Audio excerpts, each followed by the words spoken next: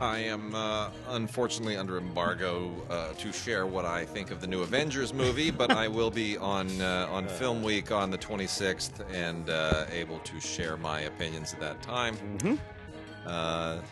3 hours. Yeah, you know how I feel about fantasy stuff. I'm sorry. And I get it. Lots of characters, through-line stories. Well, they keep... At first they were saying it's 22 movies that we have to all tie up, and, you know, we got to bring together the 22-movie thing. And then when they really pressed the Russo brothers, they said, really, it's pretty much just tying up the first two Avengers movies, or even the last Avengers movie, and, you know, Civil War. That's pretty much all it's tying up. Yeah, because there's not a... Why do you have to reach all the way back to Iron Man 1? What happened in Iron Man 1?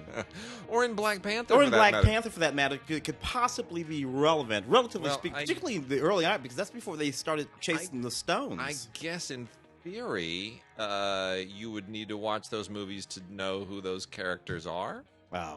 6. 3 hours. Sometimes, you know, things Hollywood, or they try to justify themselves. Sure. You know, and that's an attempt to justify itself. That other hour, the other 45 minutes. So who's Gwyneth Paltrow playing? Oh yeah, you got to go back to Iron Man 1 to figure that one out. Yeah, you're not gonna know the players if you don't have a card. So who's the bald black lady? What's her scene? Oh, you got to watch Black Panther to understand. No, you don't. No, you don't. No, you don't. Yeah, you actually don't. No, you don't need any of that. It's all good. All right. Well, we're gonna dive right into it. We got a ton to talk about today. Gonna dive right into it with PBS. I'm gonna set aside this whole segment for everything PBS. There's some dramatic stuff in here. There's documentary. There's TV series. There's everything in here. Just a really grand collection of stuff. Starting off with the lone Blu-ray of PBS this week, complete third season of Victoria, which continues to be kind of to live in the shadow of the other series based on Victoria's great-great-granddaughter. Yeah, double. Anyway, yeah. The Crown. The Crown is the better show, but Victoria's good too. Victoria's good, and the third season is good. So, you know, there's just a lot of legacy history in all of these things, but I do enjoy this series, and I think it looks really, really nice on Blu-ray. Better than if you're watching it streaming, frankly. But Jenna Coleman, big star, in the making. You're going to see a lot more of her. And, you know, this gets into some interesting history, which I don't know how fully accurate it is, you know, with Feodora, the half-sister of Queen Victoria. And we're now like a good solid decade into her reign, and it's you know, at a certain point, they're not going to go for Victoria's complete reign, because the show will be like 60 years in the making. Yeah. Although there's some interesting things to happen. Yes. With Mr. Brown. Yes. And later with that Indian manservant of hers. All good stuff. All good stuff. All good stuff. 20, 30, 40 years apart, these things. The installment of Nature, Wild Way of the Vikings. As someone who is descended to some degree from Vikings, I find all of this stuff really, really interesting. Anything pertaining to Vikings and North America and those journeys, you know, anything pre-Columbian is always interesting. Vikings are widely accepted now to have made the journey across the North Atlantic and to have had settlements, not just obviously in Iceland and Greenland, but as far to the west of Scandinavia as Newfoundland and Nova Scotia and, you know, various other parts of what is today modern day Canada. So anyway, this is interesting. This gets into all of that stuff and you know, the certain cultural aspects of Viking lore that are really, really interesting. And I thought it was really nicely done by Channel 13 of WNET. So that's Wild Way of the Vikings from Nature. Then we also have American Masters, Joseph Pulitzer, Voice of the People. You know, Pulitzer, really a fascinating figure. What a day that was that we didn't I mean, I wonder if they knew what giants they had in Hearst and Pulitzer. Well, you know, it's interesting, particularly I'm from St. Louis. St. Louis, the home of the Post-Dispatch. St. Louis Post-Dispatch. One of the two major papers, though we founded several papers founded by Joseph there, including the New York World, which much of that movie is about, although the St. Louis Post-Dispatch does pop up in that movie. And, of course, the Pulitzer that prize. It's interesting. So both he and William Randolph Hearst were horrible yellow journalists. Yeah, dreadful. Just Oh, yeah. really terrible. Pulitzer went on to regret that, Yeah. and completely rewrote the notion of what journalism would mean from that yellow. Redeemed himself, like Nobel. Exactly. Because he invented that dynamite, and you'll notice that there's nothing called the Hertz Prize because he never regretted being a yellow journalist, and he kept doing it until the day he died. Yeah. So interesting. It is. It's a really, really, really good documentary. Great work on here. Liev Schreiber does the voice of Joseph Pulitzer in the actual narration moments, and then the general narration is done by Adam Driver. Also really, really well done. Co-written and directed by Oren Radovsky, who is a superb documentarian. This is a wonderful job. Also from WNET. American Masters, Joseph Pulitzer, Voice of the People. As long as we're on the topic of royals, we also have Margaret, the Rebel Princess. This is a 2-part documentary on Princess Margaret, who I remember my mother would talk a lot about. You know, the sister of obviously Queen Elizabeth, and Margaret was, quite just really in her heyday was quite a controversial figure. She was sassy. She was. It's the younger siblings that always go a little bit off the reservation, right? The expectations she wasn't going to be queen. She's not. I'm not going to be the queen. See, that's what it is. It's like, oh, really? You mean Yeah. I'm not actually going to be a thing? All right, well then I'm just going to do what I want. It's why Harry married that sister. Yeah, exactly. Because I'm not going to be the king. I'm marrying the brown chick. Apparently they're not getting along so well there. They got to make a movie about that one. That's terrible. We've got Boss, the Black Experience in Business, documentary by Stanley Nelson, which is really, really superb too. Tim and I talk a lot about this. There just is not enough emphasis on the business and the industrial history of what a lot of Black American entrepreneurs did in the early part of the 20th century, especially. And this is really, really superb. This goes all the way over about a century and a half, and it really is excellent. And you're going to learn a lot about it. You're going to learn a lot about entrepreneurs and significant business people you'd never heard of before, because the public education system doesn't, including women. Including women. And Madam C.J. Walker. I think they're making a movie about Madam C.J. Walker. Madam C.J. Walker, first black female millionaire. But you can say it that way, but what you can really say about her is she's one of the first millionaires, period. Yeah. So a black woman more than 100 years ago, hair care products and devices and whatnot is what she invented with no education whatsoever.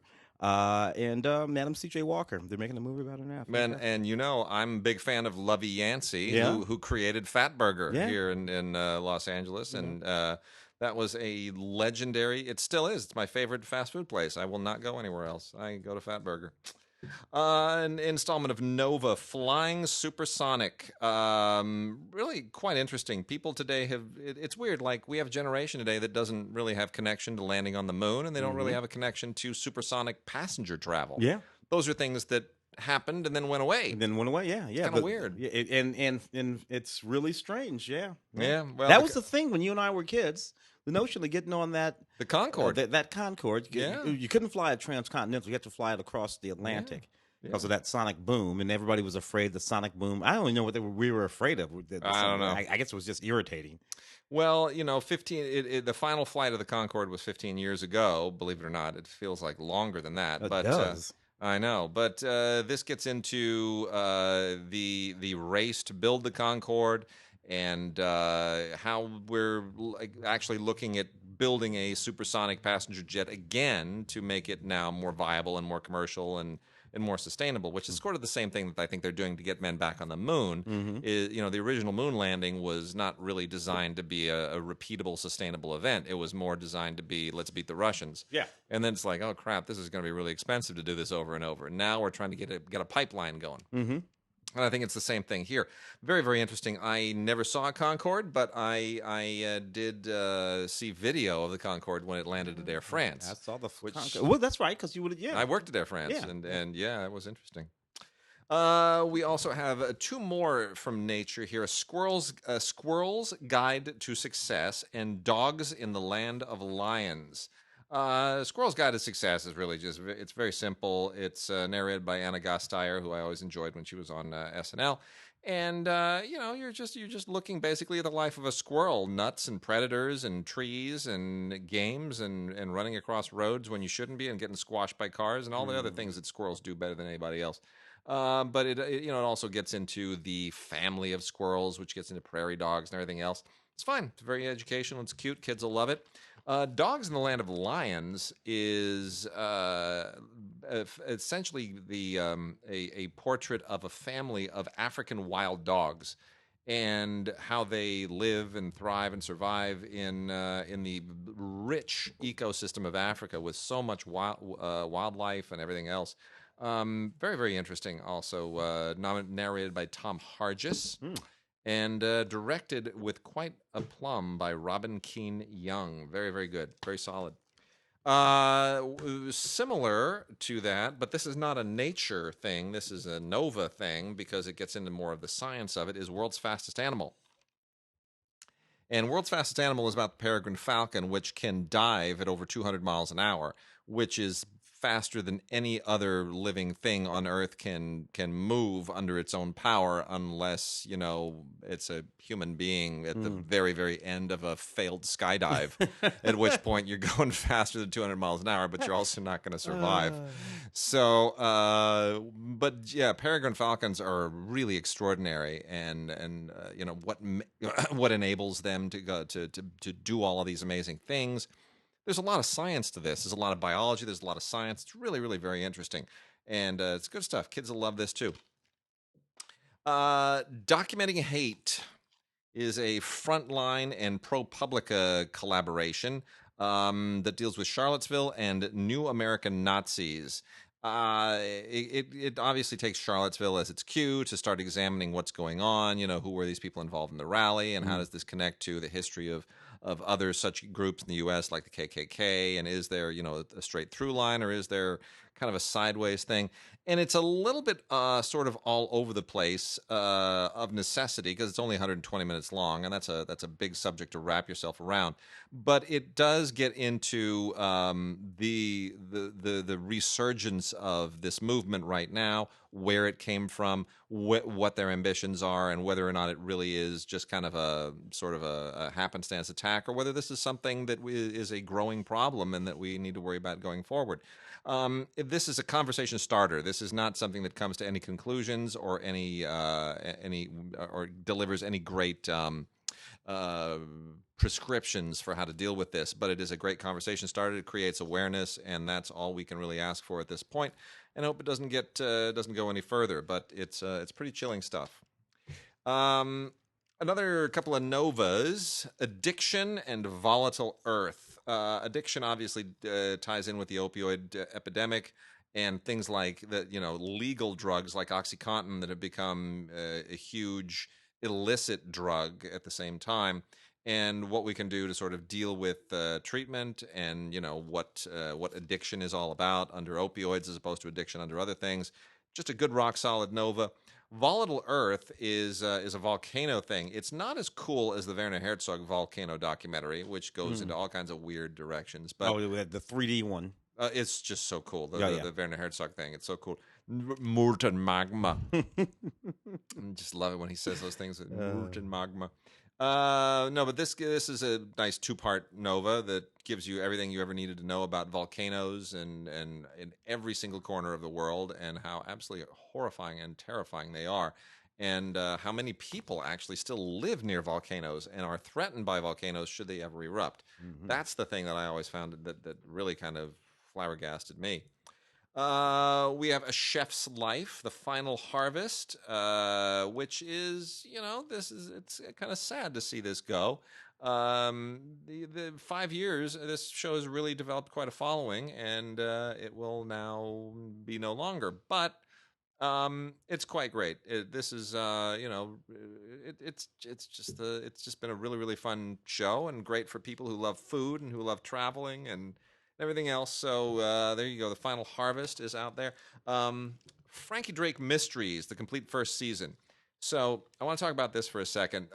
This takes place in the 1920s in Canada, specifically in Toronto.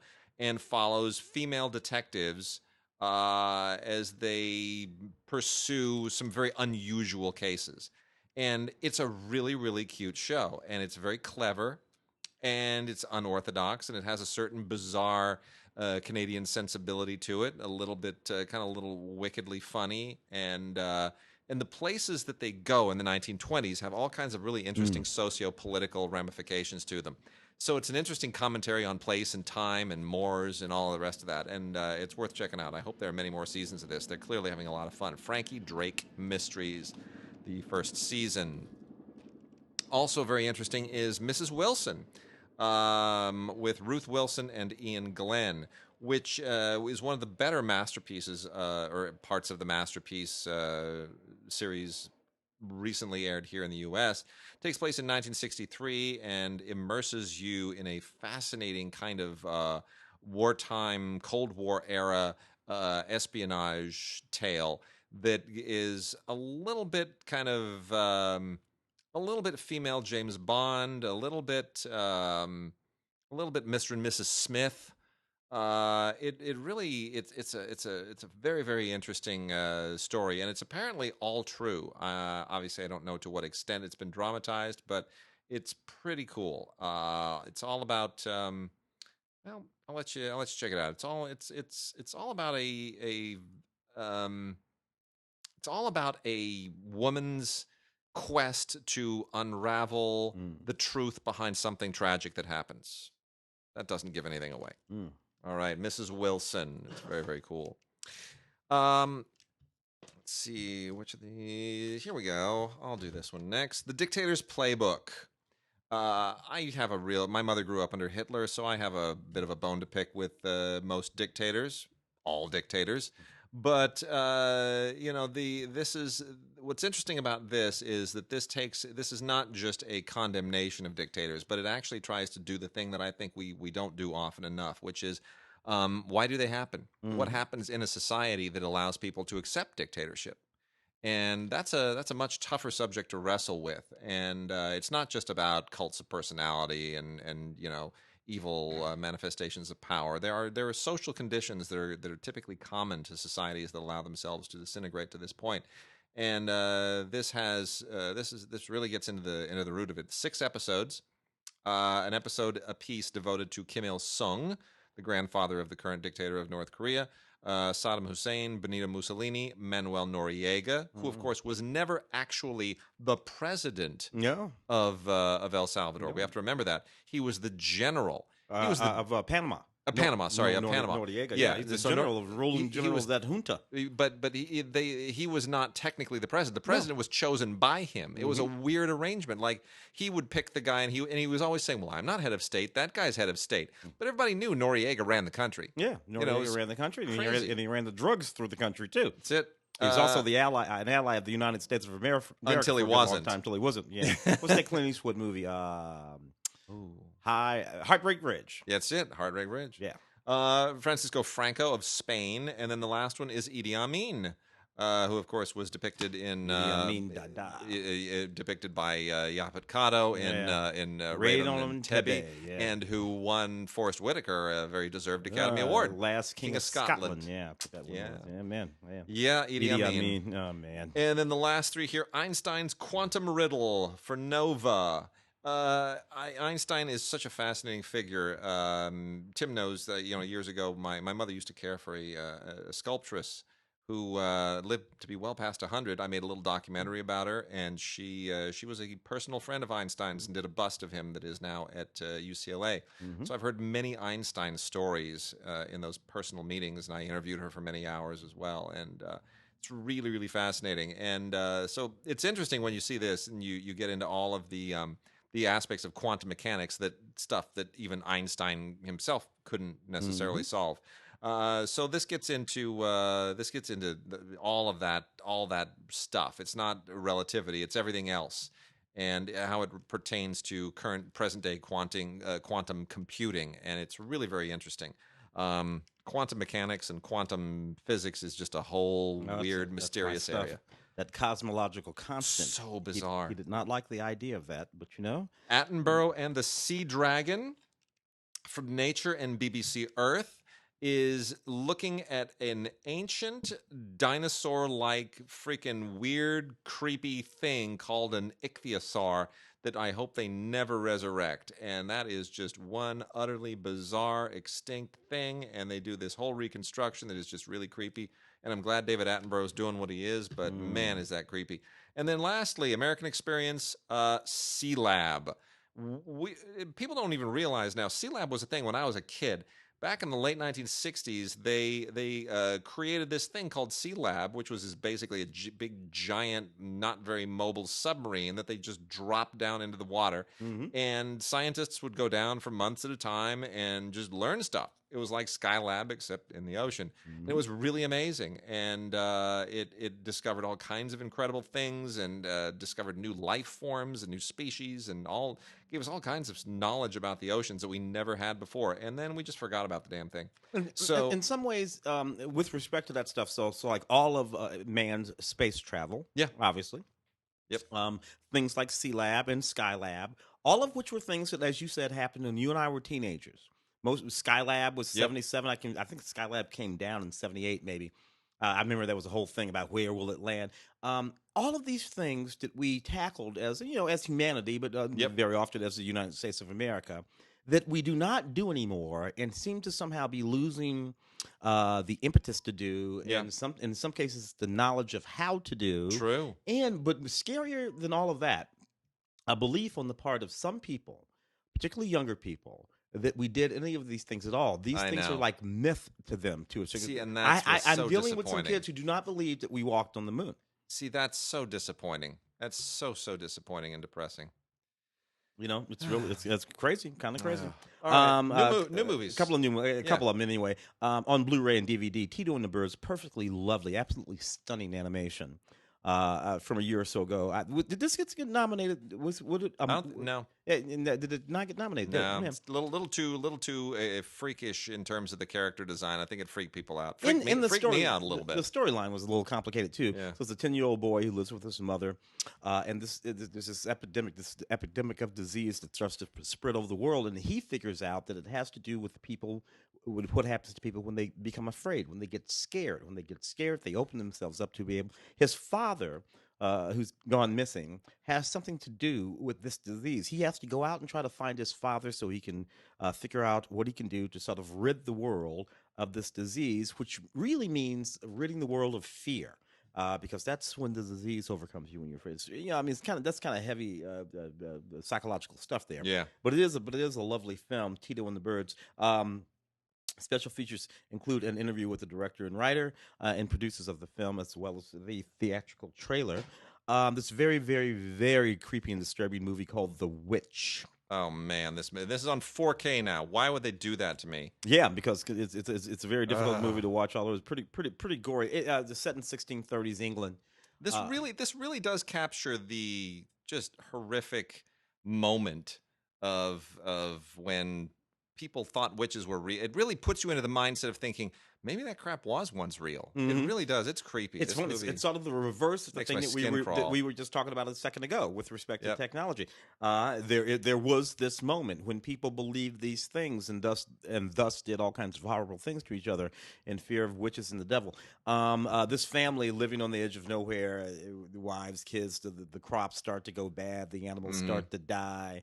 In a belief in witches causes everybody to sort of turn in on themselves. Anyway, a fairly intense film. Yeah. On 4K, The Witch. Got a couple other new ones here from Oscilloscope, including one of my favorite films of last year. The first one is Columbus by Kogonada. This was known. This got a little bit of attention mainly because John Cho delivers such a great performance in it. It's a very unusual movie. It's done in a very austere, almost kind of Eastern European style. And for those who don't know, Kogonada is a Japanese artist. Is my understanding. I'm not familiar with any of the other art, but nonetheless, it deals with the son of an architecture scholar, played by John Cho, who is for reasons that it's a little bit too elaborate to get into, but finds himself in Columbus, Indiana, for not any reason that he ever planned, and develops a friendship with a young woman played by Haley Lou Richardson, who's just she's just a kid in the library, and she loves architecture. And it sort of follows the evolution of their relationship set against this really interesting architectural background in Columbus, which I wouldn't have necessarily thought. But it's the first film by Kogonada, and it is very slow. It is really slow, but it has some really good performances in it, and it's very nicely done. So it was a bit of an independent hit last year, and it's worth checking out if slow and architectural and artsy is your thing, and if you like John Cho. On Her Shoulders by Alexandria Bombach is one of my favorite films of last year. It's a tremendous documentary. It's about Nadia Murad, who is the Yazidi girl who escaped from ISIS. She spent years as basically a sex slave, then escaped, and has since become a massive international icon and human rights activist, and doesn't really want it, is what's interesting. This is not a celebration of her.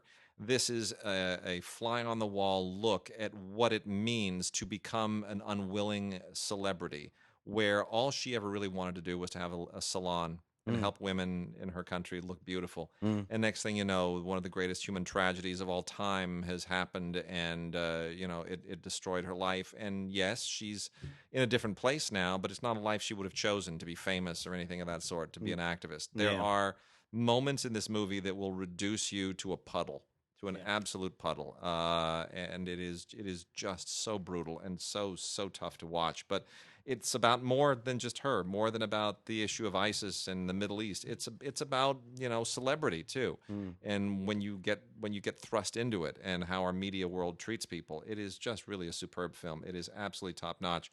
On Blu-ray from Oscilloscope, On Her Shoulders. Fantastic. Some TV? Yeah, let's do TV. Let's see. Started off with Steven Universe, the complete second season. Love this animated series from Rebecca Sugar. Rebecca Sugar, of course, gave us Adventure Time and Hotel Transylvania, and all sorts of very quirky, funnily drawn and conceived animation and cartoons that popped up over the years on everything from FX to the Cartoon Network, including Steven Universe, which is a very sort of odd and quirky series about a young fellow named Steven Universe, who's half human and half gem, who wanders across the universe trying to protect humanity from all sorts of horrible things, including these other gems, the white gems, which intend to destroy us. So we have... it's really sort of an interesting notion that exists inside this show. You have all these gems, amethyst and quartz and whatnot, and they're like creatures, actual beings, that sort of roam around doing things. A really interesting mind, Rebecca Sugar, to come up with all of that kind of stuff and put it out there. Steven Universe, from the producers of Adventure Time. Master of Dark Shadows, the Gothic World of Dan Curtis. Dan Curtis, of course, being the creator of Dark Shadows. And a lot of other cool movies, that Frankenstein and Dracula in the era. So he's a real sort of scholar of the Gothic there. Yeah. Dark Shadows was fantastic from about 1966 up until about 1969 or so. Dark Shadows was this television series about Barnabas Collins, a vampire. Now, what was interesting about this show is it was basically a late afternoon soap opera set in this world that included eventually ghosts and witches and all kinds of stuff, but it was really just a straight-ahead soap opera with these characters. Loved Dark Shadows. This documentary is about Dan Curtis and that series, as well as many of the other things that he produced. It includes Ian McShane and Whoopi Goldberg and many people who grew up watching these shows, and Ben Cross and other shows that were created.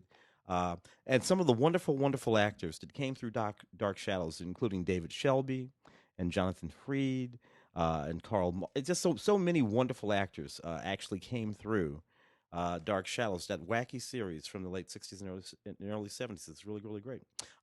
Master of Dark Shadows, The Gothic World of Dan Curtis. Lots of bonus features on this DVD as well. Sweet. The Dick Cavett Show, Volume 3. Love everything about the Dick Cavett Show. The Dick Cavett Show.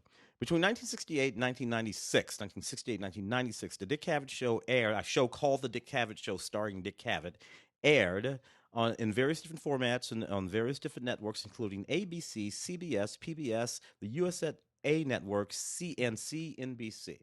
That's how many networks over the course of some 40-odd years Dick Cavett traversed, pretty much doing the same thing he did from day one. Sitting there, being very erudite and smart and bright and talking to some of the other most erudite and bright and smart people in the nation. One of the things that I always loved about the Dick Cavett Show is that he didn't shy away from politics or political figures. A lot of the talk show hosts from back in the day, Mike Douglas, Merv Griffin, would have politics and political figures on their shows back then. Sitting right next to Sammy Davis Jr. and Joey Heatherton. Yep. You'd have Bella Abzug, and the conversations would be fairly sophisticated across the board. One of the other things I loved about the Dick Cavett Show, and because he did last so long, you see all of these absolutely extraordinary figures. This set here, contains several of the more important figures in the comedy world. So we start with Dick Gregory in the late 60s. We do some Red Fox. We go to Richard Pryor. Fantastic. And in the middle 80s, Eddie Murphy. Nice. That's the gamut that Dick Cavett covered, and those were the kind of people on the show. So, it was a great show. I used to love watching that show. Oh, I could love it. Anyway, it's just fantastic. These range from 1972 to 1990, by the way. These various different appearances on the Dick Cavett Show, Volume 3. Season 6 of A Place to Call Home from Acorn TV.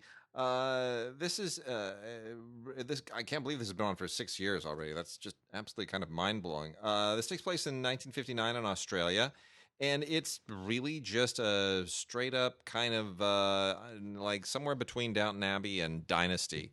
Set in Australia in the late 50s, and that's it. It is it's just a wonderful family drama. It's a great period piece. And for 6 years, they've been able to maintain this drama and this soap opera in a really, really compelling way. It's really, really, it's really good. Obviously, it doesn't have the same level of following, the same mystique as something like Downton Abbey. It's not as interesting a period of time, but what a great cast, and it's really, really cool. 10 episodes, just about 9 hours worth of stuff, and that is season 6 of A Place to Call Home from Acorn TV. Good. Marley's Ghost, seasons 1 and 2. This is just a funny little British series that I rather enjoyed. It's about a woman. Her name's Marley. Sarah Alexander, who's on this other British series called Coupling that I used to love way back. Yeah. I remember Coupling. The old 90s or something. Loved like Coupling. A great show. It was Friends before Friends. In any case, in this series, she can talk to the dead. She can see and talk to the dead. The dead people who she mostly talks to include her husband, her boyfriend. And the vicar, and it's clever and it's very funny. This is seasons 1 and 2, and you'll probably enjoy it. Archer, a series I've never really gotten, animated show. Archer, Danger Island, the complete season 9. I get it. It's like this acerbic sense of humor, and it's really very funny, cute, clever. I get it. It's got kind of a retro vibe and all that jazz. But okay, I guess. Anyway, this is all taking place on a South Pacific island in 1939, and it means to have, I think, kind of a sort of a World War II era Indiana Jones thing going on a little bit in animation, but it just feels very cliched, right? It feels very pulpy. We've been there and done that with the quicksand and the whole all that island stuff. Don't really get it. Johnny Quest kind of did that in a less obvious and ostentatious way. Yeah. But anyway, it's not for kids, obviously. It's a very adult animated thing. It's got that whole kind of Adult Swim vibe going to it. Yeah. There's a couple extra features, but there it is. Archer, Danger Island, complete season 9. It's okay. Never much got into Archer. It was kind of okay. The Big C with Laura Linney, the complete series, Golden Globe winning series. This is really such a very, very good a good series, and I'm glad that it didn't last years and years and years and years. Won a few seasons and sort of like answered all the questions and took care of it. A lot of good acting, a lot of good performances from very interesting people. It's about a young woman, a young teacher, youngish, 40, who gets a diagnosis with a melanoma, and she decides what she's going to try to do with the rest of her life. And what's this going to mean? It has to do with her family, who is kind of self-absorbed, and some strings she's left dangling across her life. You know what's interesting about this series? I used to think when I was watching it. So you have this series, which is about a woman who gets diagnosed with cancer and what it means to her and what she does with her life. Yep. And then you have one that's the exact same thing about a man who gets diagnosed with it, and that series is Breaking Bad. Yeah. And he becomes a drug dealer, meth head. And I'm like, man, big difference between the boys and girls. And the way we handle the exact same things there. Anyway, I actually enjoyed this quite a bit. Fantastic. Patricia Arquette won a Golden Globe for Escaped at Dannemora, which was this limited series that Ben Stiller directed. And boy, do they let you know. They slap a big old ad right on top of this thing saying, Golden Globe winner, Patricia Arquette. It's a good cast. Paul Dano and Benicio del Toro co-star. And this was a limited Showtime series from Ben Stiller that deals with the prison break in upstate New York and the manhunt that ensued. And it's for those who didn't follow this at the time, it's quite fascinating because you remember that the only reason they were able to escape was because there was a woman who worked at the prison that became complicit. She was their inside person, and that, of course, is played here by Patricia Arquette. But man, what a really, really well done overall effort this is. Ben Stiller and Patricia Arquette and some of the others do an audio commentary, and there's some featurette stuff on here as well. Important to remember that this has some amazing writers working on it, including Michael Tolkien and Jerry Stahl, and it is just absolutely superbly well put together. Very, very solid, and like most of these limited series now, it understands that some stories don't fit necessarily in 2 hours or 3 hours or even 4 hours. You got to let them breathe. You got to kind of work them out a little bit. And they do their very level best with this. It's really beautifully put together, and Showtime continues to make strides that put it right at the heels of HBO every step of the way. All right, let's get into some older movies and stuff. Okay. We got a lot of Kinos here. And so let's plow through the Kino collection of titles. Kino just keeps knocking it out of the park, man. Like Arrow and Criterion, it's very, very impressive the stuff they come up with. We only have these are all Blu-rays except for one. This one is the lone DVD here. Is a German film called The Invisibles by a director named Klaus Raffel. And this takes place in 1943 and is allegedly based in a true story. And it amazes me, the true stories that keep coming out of the World War II period, the Holocaust period, that we haven't heard yet. It's really quite extraordinary that this hasn't been done before. This is about 4 people who were after the quote unquote final solution was initiated, and Goebbels really kind of lowered the boom on rounding up everyone in Germany who could be perceived to even have a drop of Jewish blood. This is about 4 people who were able to build basically their own underground spy networks in order to survive. And it's utterly fascinating. It's extraordinary what these people went to, the lengths to which they went. Like, if I were in this, I would just leave the country. Just get out. Find a way to get out. Why stay? Why stay? Why go through all that? Why put yourself at risk every single day to be, on the verge of being killed? It's why do that? And that's what makes their courage and their ingenuity and their resourcefulness so fascinating. It's really, really interesting. It's a good film. It's called The Invisibles, and I wish it were on Blu-ray because it would be a wonderful film to put on Blu-ray. And then we have from the Kino Classics line 3 interesting films here that kind of dovetail with this a little tiny bit.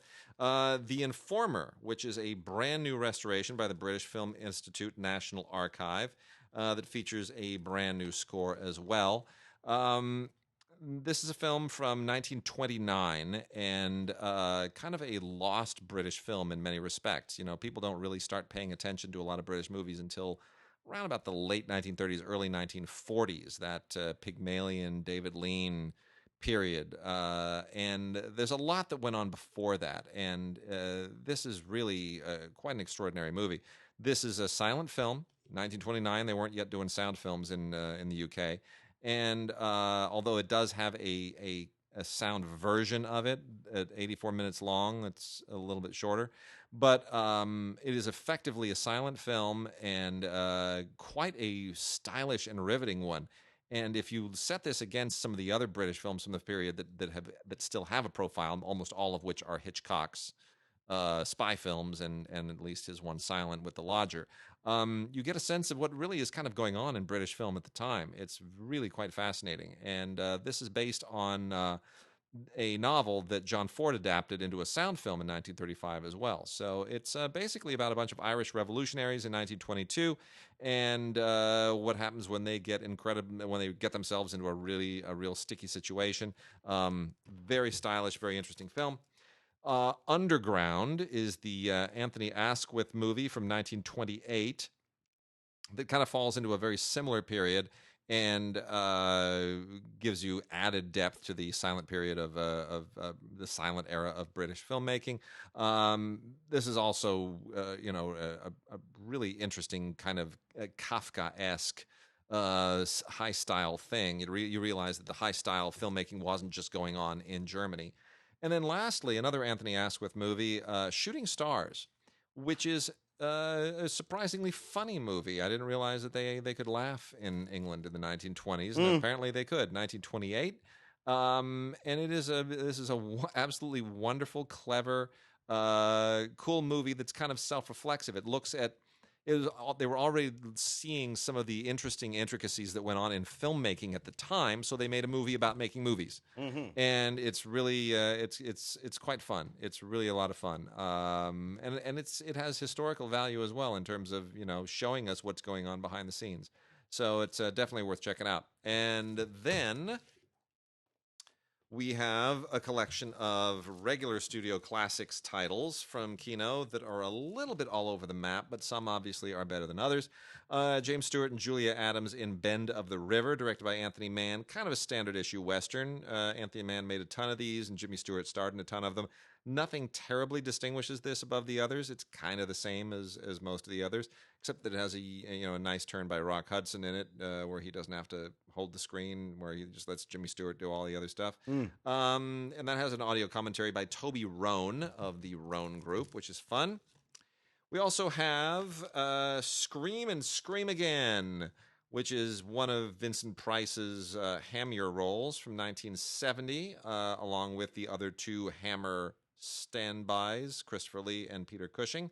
All of them very, very reliable, and it's perfectly fine. Directed by Gordon Hessler. It's a serial killer in London thing. It's kind of standard issue Hammer thing. Tim Lucas does the audio commentary there.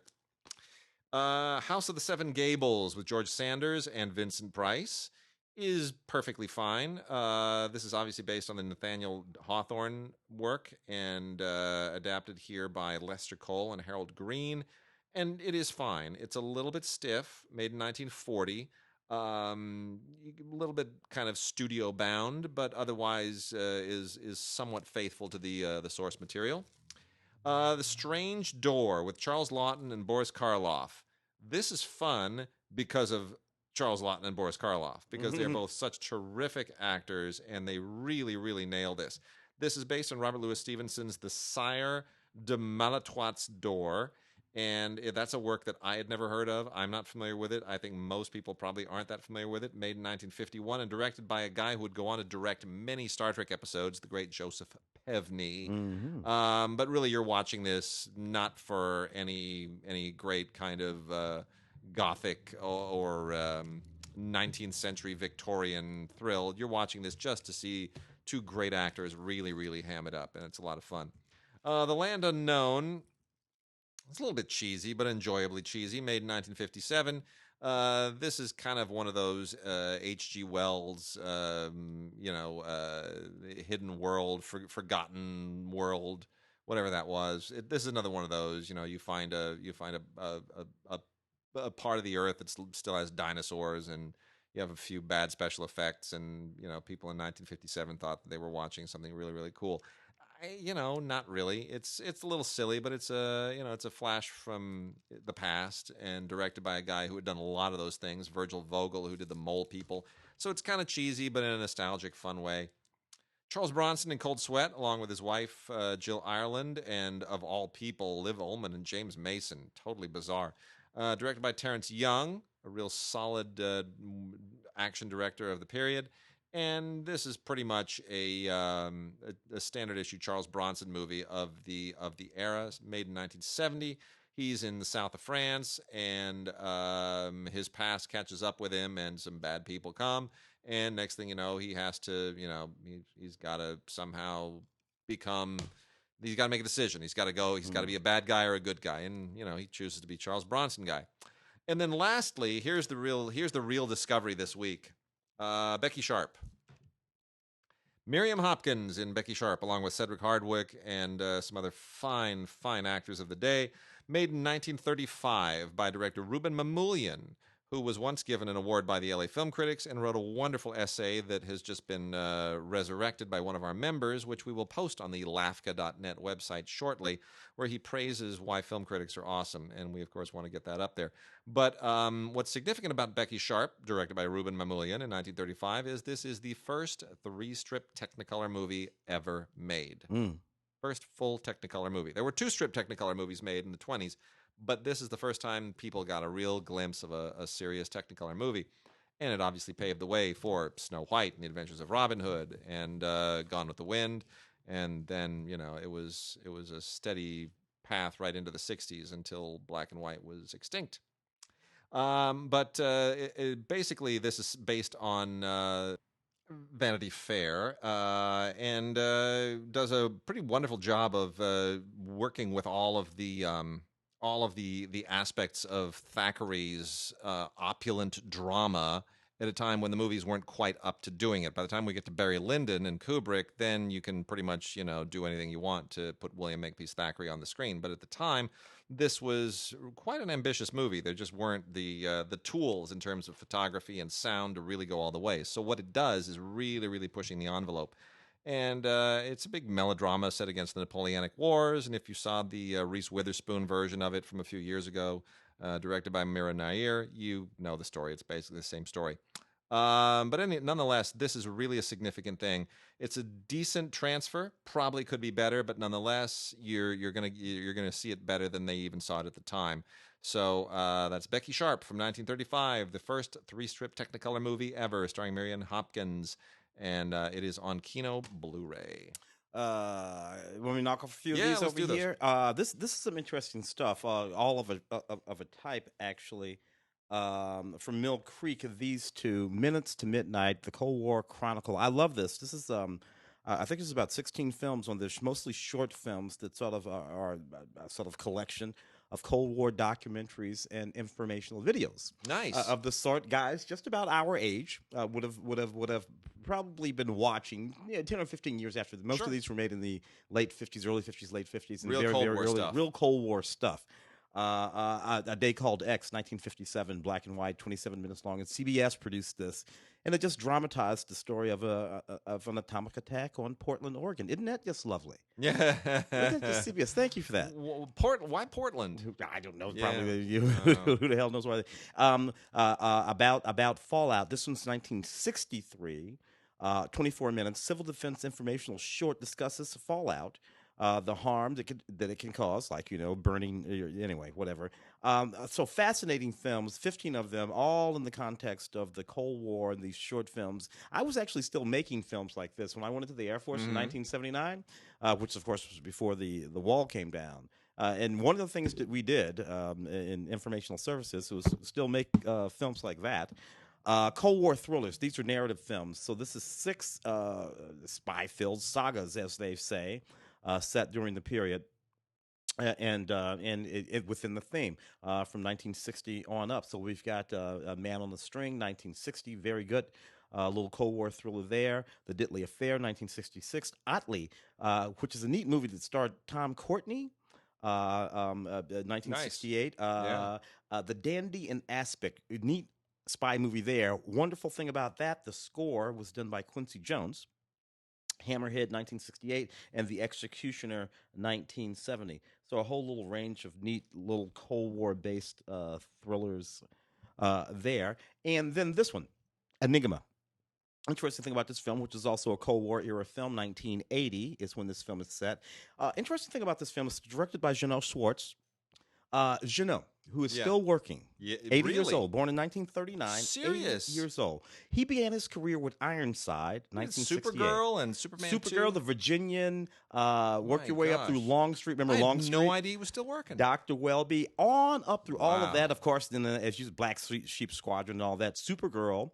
He had the little run of feature films there that started with Jaws 2 in 78, and then Somewhere in Time, which is the one that I love. Me and Bridget both love that movie, Christopher Reeve, who, of course, would go on to be in Superman, had already been in Superman. And then this film that I'm holding in my hand called Enigma, which stars Martin Sheen and Bridget Fossey and Sam Neill, which is 1980. It's set in Russia, or the Soviet Union, it would have been at the time, kind of a complicated Cold War thriller that we worked through. But back to Jeannot, he continues to work right up to this day. You've watched him direct Ally McBeal's and CSI Miami's and The Practice and Jags and Numbers. You've watched him direct episode of Heroes and Cold Case. That's crazy. Smallville. I had You've no idea. watched him direct Friends. You've watched him direct Supernatural, which is still on television right this very second. It's so impressive. He's got no 15 idea. episodes of Bones under his belt from 2006, gosh. and just knocked out the latest episodes of Grey's Anatomy. No kidding. Jeannot Schwartz, 80 years old. That's what I'm talking about, baby. There you go. That's it. Don't ever retire, man. Never stop. Die in the chair, baby. That's it. Die in the chair. I love it. Jeannot. I got a few foreign ones here I want to knock out real quickly. Cam Girl is an Italian movie. It's always an Italian movie that does stuff like this. So Cam Girl is about a woman who can't get a job in advertising, so she decides to launch a webcam operation with her friends where they take their clothes off and, do what cam girls Smart move, sister. Right. But of course, it quickly gets it becomes a problem, gets out of control, bad element, whatever. Oh no. It does what all those roughies and sexploitation films did in the 60s, which is titillate you for 2 hours and then at the very, very end wag a finger and go naughty. That's what you're getting. And that way they can have it both ways. So anyway, this is one of those. It's fine. It's an Italian movie. It's a certain kind of Italian commercial movie that's been made for 50, 60 years. And then on the foreign end of Kino, we got a trio of films from Farid Boogedy, the Tunisian filmmaker, who had a bit of a moment, really, never completely caught on, but a bit of a moment back in late 80s, early 90s, and that was sort of the high point, mainly with the movie Halfaouine, Boy of the Terraces. Now, that's one of these three, the 1990s Halfaouine, Boy of the Terraces, which is a coming-of-age movie. It's about a boy who, a Tunisian kid who has his sexual awakening when he at the local Turkish bathhouse, and, women in various states of disrobe and so forth.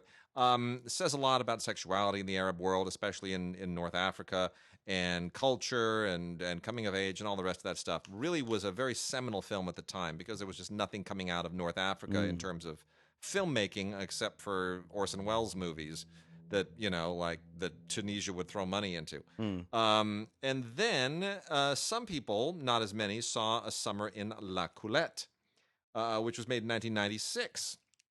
And it's basically an erotic comedy, and it takes place in 1967, and it deals with three friends, one Jewish, one is Catholic, one is Muslim, and it, addresses a virginity pact and how all of these cultural and religious and national issues come into play.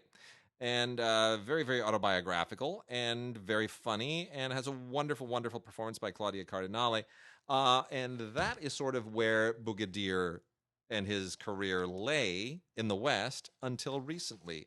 Zizou and the Arab Spring is a really, really good movie. Might even be the best movie he's ever made because it is so intensely personal.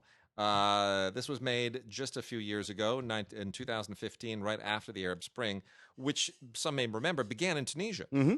Tunisia was the first place where the uprising happened against the regime, and this looks at that entire moment through the eyes of this young kid who's a little bit aimless, and he's got a job in the city, and he's just trying to sort of find himself and find his way, and he gets caught up in this moment, and it is about how that changes him and his friends and his life, and there's always a girl, but it's really good. Zizou and the Arab Spring is maybe the best film that Farid Boogedy has ever made, and it would be nice if his career were rediscovered as a result of this and given another lease so that he could be seen internationally. Interesting. Really good filmmaker. Tunisia, the only place where the Arab Spring actually took. Yep. And then turn into something horrible. I know. Horribly worse. The Nemesis films, Nemesis 2, 3, and 4. Interesting, Albert Puin directed these movies. Interesting that Nemesis 1 isn't a part of this 3-film collection. Only the sequels. Just the sequels. Yeah, it's wild. Albert directed them all. Albert, who of course was Albert Puin, interesting guy.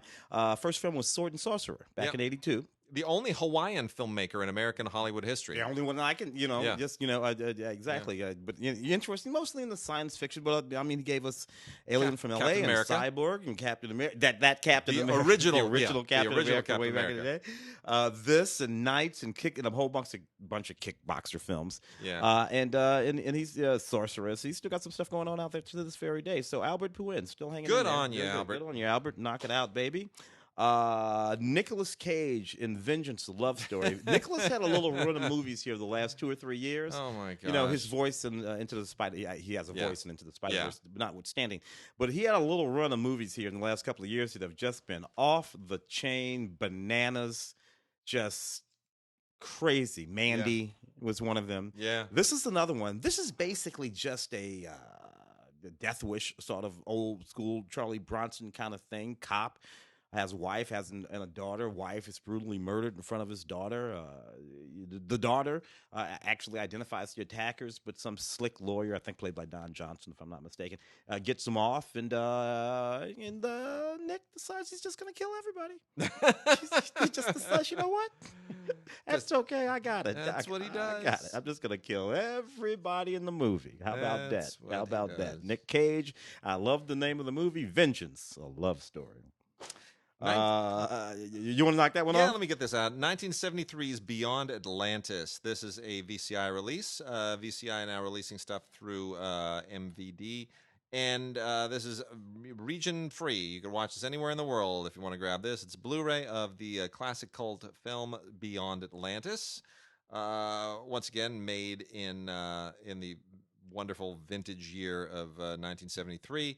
And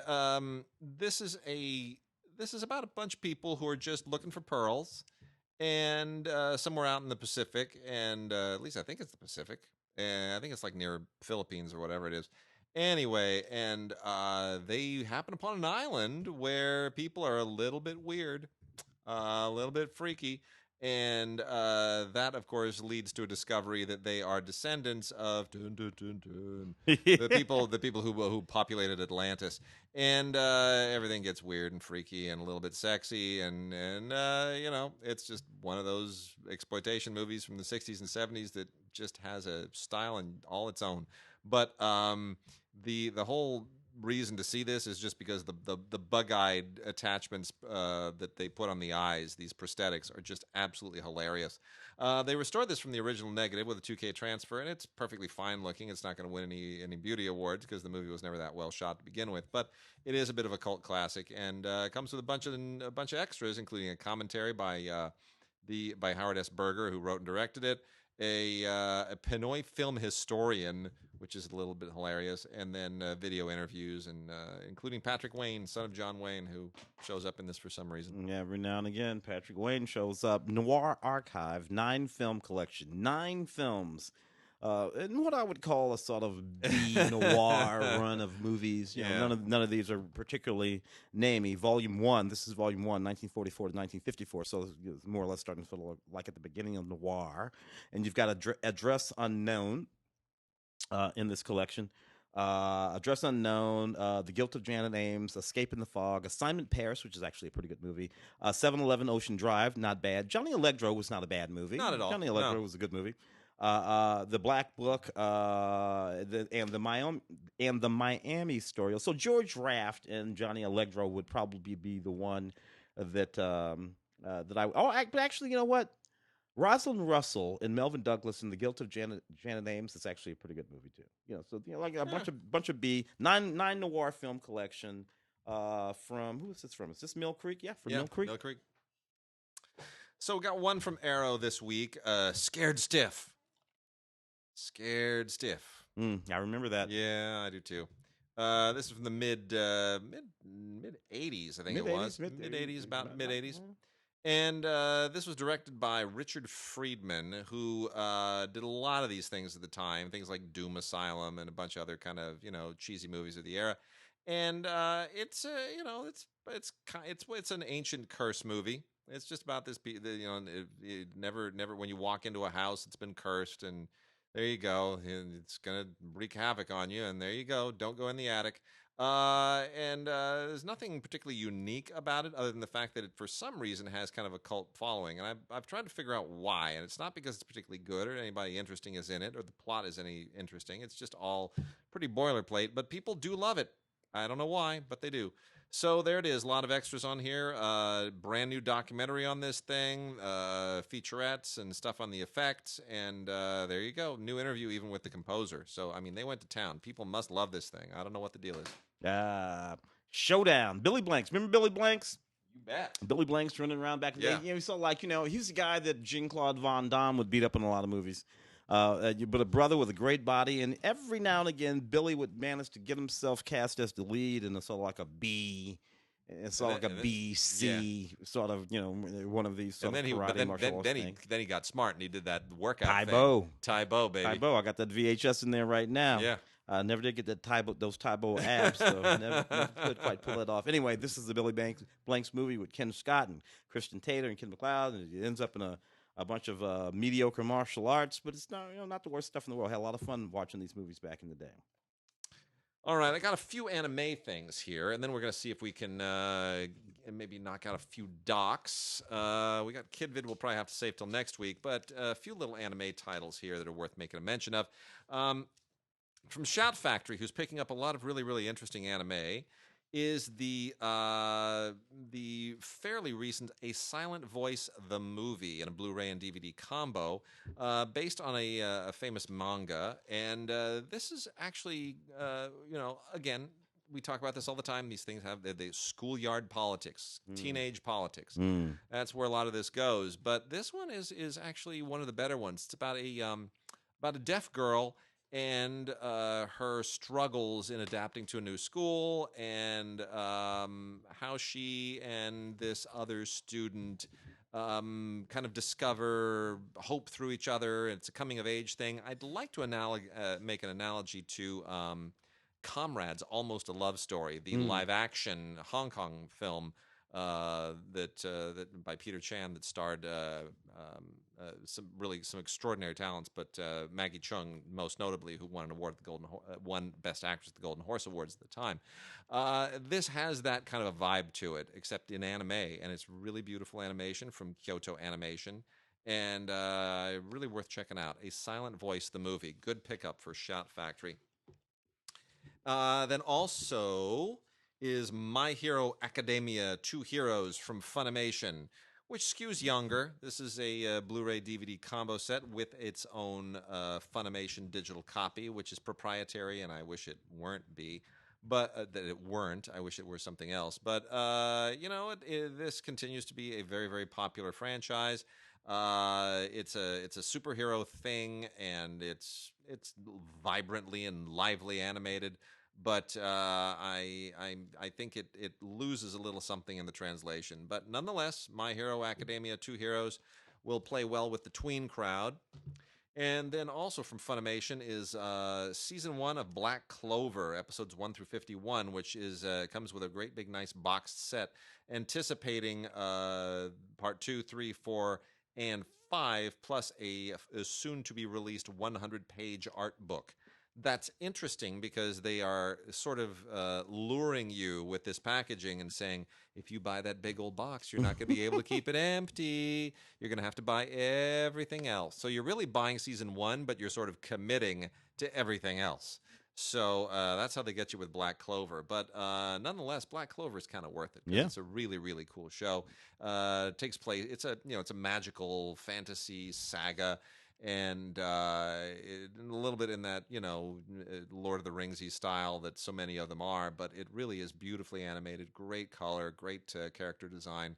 And it's got a very interesting modern day comment on terrorism that is quite prescient and salient. So there's that. Shall we do some documentaries? Yeah, let's do it. Moynihan, a fantastic documentary by Joseph Dorman and Toby Pearl Friedlich about Daniel Patrick Moynihan, who was a figure in my life growing up as a a child, really, who became a young person who was always engaged in politics. Daniel Patrick Moynihan, this big sort of Irish-looking guy who seemed sophisticated and wore these bow ties and spoke very well, and who was actually a doctor, had a PhD. Was this singular figure in television and politics and in the culture wars back all through the 60s and 70s. What's interesting about Daniel Patrick Moynihan, who did a great many things. He was a very influential intellectual sociologist, political policy specialist. He was an ambassador, all this kind of stuff. And he worked across the aisle. Yeah. Here's the thing about him. He was a blue-collar guy. Yeah. This guy. Yeah. This guy grew up in Hell's Kitchen. Yeah. And I don't know why, the way he came to me with the bow tie and all that kind of stuff. And he wrote that landmark report on race. Yeah. Which was misread and misunderstood at the time, mostly by the black community. Yeah. Who didn't really understand that Daniel was on our side. Yeah. And if you read that report, but Daniel, a lot of people incorrectly said that it was victim blaming, which it wasn't. It was more like a problem identifying. Yeah, and it was that was a lot of people misunderstood. Anyway, a fascinating figure of the sort you don't really see much nowadays in politics anymore. You do not. Life After Flash. I love this. The Sam Jones, a doc about Sam Jones, who played Flash Gordon in the 1980 Flash Gordon movie. He was also in, I think his first film was 10. That remember Bo Derek film? Yeah. Blake, what's his name? Yeah. That film. He's in that movie. Oh, how funny! I don't think I knew that. Right before Flash, and then they went on to have a fairly interesting life and career after playing Flash Gordon in that fairly cheesy movie. Go Flash, go! It was fantastic. All kinds of people show up in this, including our late Stan Lee, talking about that movie and Sam Jones. It's really Sam Jones is a fascinating guy, and what an interest. Yeah, that's a good doc. I should let you talk about Hal. Oh yeah. Well, I'll talk about Hal. I'll talk about both of these in the same breath here that I've got. First one, Saving Brinton, is a wonderful doc. So this is a crucial piece of film history and essential for the library of anybody who wants a library that completely deals with film history. So somewhere in Iowa. It's always a basement. People put movies in their basements. Everybody, if you have a basement, go looking in your basement because there's bound to be film treasures in there somewhere. Basements in Argentina, they find Chaplin movies. Basements in, it's always in a basement somewhere. So in a basement in Iowa, this guy Michael Zaz discovered a complete archive, a treasure trove of lost movie treasures. I mean, it was absolutely extraordinary, and it's all Méliès stuff. All of these reels of movies by Méliès that just Georges Méliès, the noted silent legendary French father of special effects, science fiction, depicted by Ben Kingsley in the Scorsese film Hugo. Yeah. But what this is also is a look at the life of William Franklin Brinton, who's the guy who collected them and who projected them and who saved them. And so you're kind of looking at something that's film history, but also the history of a guy who is a central and now was a forgotten and is now a rediscovered part of film history and film heritage. And it's just an absolutely wonderful, wonderful movie. It's just so insightful and so fascinating and has so many wonderful twists and turns to it, almost like a thriller in some respects. Michael Zaz and Tommy Haynes, John Richard, Andrew Sherborne, all the entire filmmaking team do a commentary. There's a music featurette with the composer and a theatrical trailer, and it is absolutely wonderful. It's Saving Brinton. And then there is Hal. Hal is a fantastic documentary. It's about Hal Ashby, the great filmmaker of the 60s, primarily the 70s, and a little bit into the 80s. Didn't have a great career kind of down the line, but Ashby began as an editor, basically on In the Heat of the Night. Mm-hmm. Very, very good friends with Norman Jewison, who helped him kind of break into directing. And Hal Ashby was known as, he's like a hippie, right? I mean, he smoked a lot of pot, had long hair, the beard, flip-flops, wore like the whole hippie clothing thing. And whenever he showed up at a black tie event, he was dressed like he just ran out of Woodstock. Yeah. And that was his thing. Yeah. And you learn so much about him, his love of movies, his editing philosophy. Jewison is all over this thing. This actually came across my plate because a friend of ours knew the filmmakers when they were trying to raise money for this, and he sent me their lookbook, which was beautiful at the time.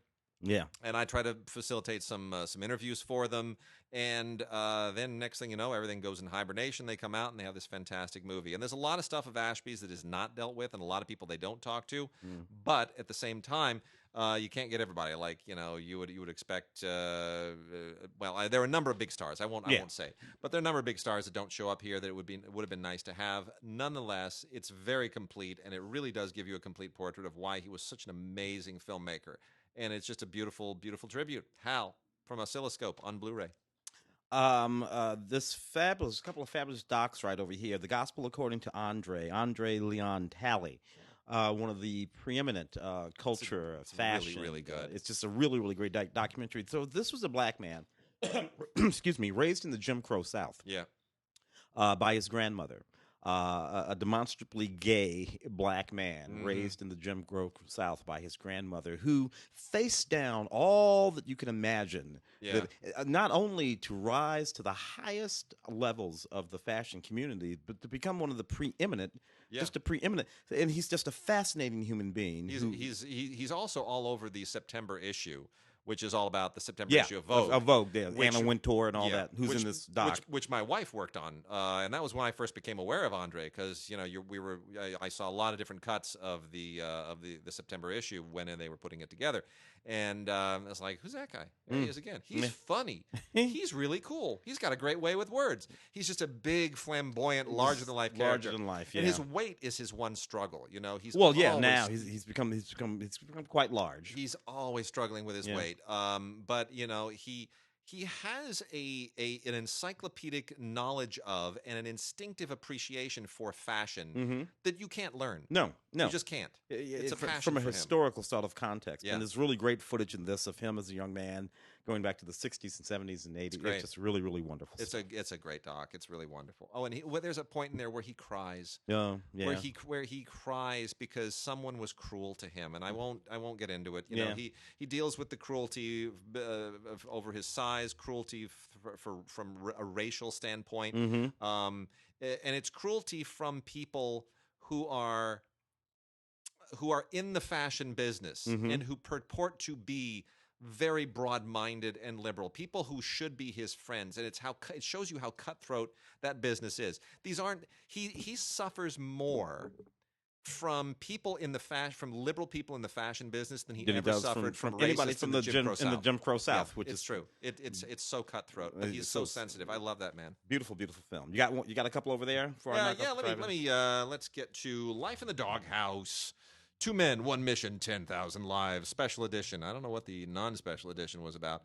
No, this is about 2 guys who basically created this extraordinary dog rescue, and it's just and that's it. There's nothing else to be said about it.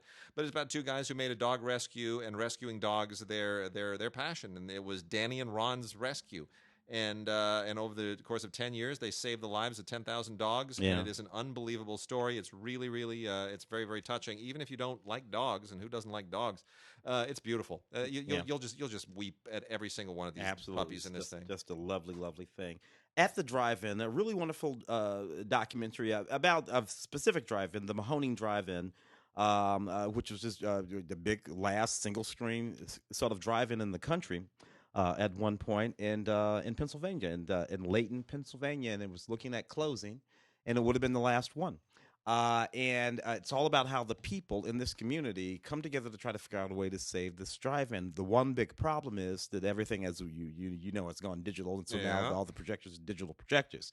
The people here cannot afford a digital projector. They can even afford the people to work in the concession stands. Most of the folks who work there for free.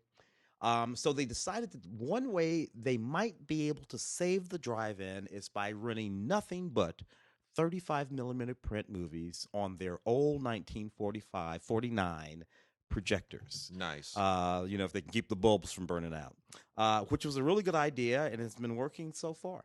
So the Mahoning Drive-In and this wonderful little documentary at the drive-in. Man, I love nothing. I can't even begin to tell you the films that my father took me. How many at drive-ins? Even when we first moved here, there was still that drive-in over there on Sepulveda. So, like, what's the sort of south part of Sepulveda? It's the drive-in that was on. It's sort of over in Fox Hills. Yeah, it's all condos now. Yeah, that's the one that we got for schlock. That's the and that one was not long for the world when you guys did that. No, that we captured the destruction of it. Yeah, that's in schlock when they blew it up. That's 20 years ago now. 20 years ago. Oh, yeah. That was my discovery. I wanted us to go shoot there, and they said, they're going to tear it down. And I said to Ray, it's too bad they're going to tear it down. He goes, we've got to capture that. Yeah. And he was right. And that was the last drive-in theater that I ever saw a drive-in movie in. We got inside. We have the only footage of that thing being blown apart from inside. And one of those sheets of wood, the plywood, as it came sheeting off, almost took Ray out. Oh, wow. It went like 50 feet right across that parking lot. And all the news coverage was outside. They didn't get it from inside. We got it inside. Yeah. Well. That's the thing. Anyway, an absolutely horrific family true crime story is the subject of the special edition of The Family I Had.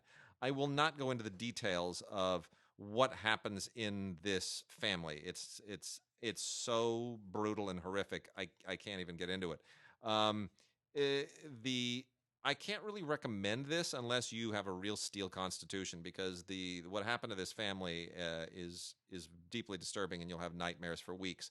But if you are the kind of person that likes this stuff, The Family I Had is certainly in your ballpark.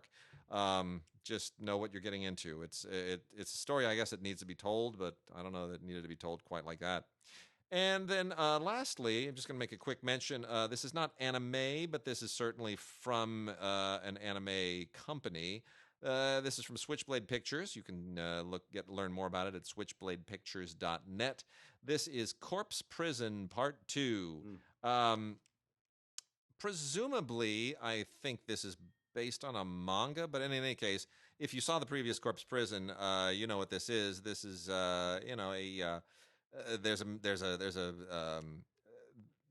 a kind of a ghostly town hidden away in the Japanese mountains somewhere, and it's like this weird kind of a culty deal. I don't want to say it's like the what would it be like? Well, any number of cult movies, I guess, in Hollywood. But it is so a couple of girls wind up falling in with this thing, and next thing you know, there's all kinds of horrific, nasty, gory stuff going on, and it's time to try to escape, and the usual. We've kind of seen variations on this theme many, many times before. I have only a vague recollection of Corpse Prison Part 1, and I don't remember that it needed a Part 2, but nonetheless, here it is. So if you saw Part 1 and you feel like you need Part 2, go for it. Otherwise, doesn't really add much. All right, with that, I think we are done, and we will be back. I can't believe we're almost in May. This year is just burning through. Tick tock, tick tock. And I am going at the end of May. I will be taking my wife and daughter to the new Star Wars Galaxy's Edge at Disneyland. Wow! And so we'll see what that looks like. They spent $1 billion on that extension. It's only like 8 acres. It better be fantastic. It had better be. It's going to be so crowded. You have to get you've got to sign up for day and hour admissions. It's going to be so crowded. They're trying to find a way to sort of manage the crowds. I don't see how they're going to do it. It's going to be crazy. All right, with that, we are done. We'll see you guys next week.